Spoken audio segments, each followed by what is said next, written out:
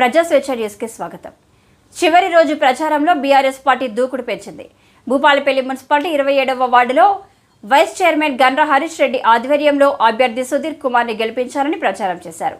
వారు మాట్లాడుతూ కాంగ్రెస్ ప్రభుత్వం ఏర్పడి 4 నెలల్లోనే ప్రజల్లో పూర్తి వ్యతిరేకత ఏర్పడిందని, కాంగ్రెస్ ప్రభుత్వం ప్రవేశపెడుతున్న 6 గ్యారంటీలపైన ప్రజలకు నమ్మకం లేకని, బీఆర్ఎస్ పార్టీకి అండగా ఉంటామని ప్రజలే ముందుకు వచ్చి చెప్తున్నారని హరీష్ రెడ్డి అన్నారు.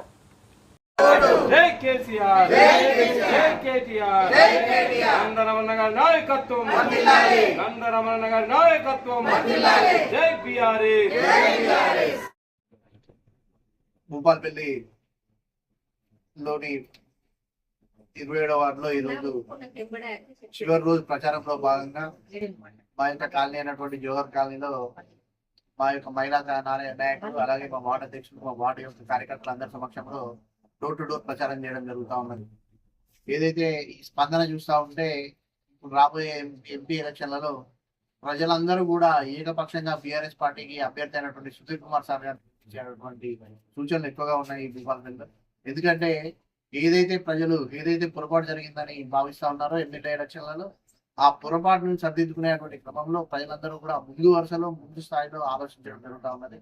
అసలు ఈ అనూహ్య స్పందన చూసే 4 నెలల్లోనే ఈ ప్రజల యొక్క మార్పు ఎక్కడి నుండి స్టార్ట్ అయిందనేది ఒక్కసారి ఏదైతే అధికార పార్టీ నాయకులు కూడా ఆత్మవిమర్శన చేసుకుంటే చాలా బాగుంటుంది అని మేము ఈ సందర్భంగా విజ్ఞప్తి చేస్తూ, ఈరోజు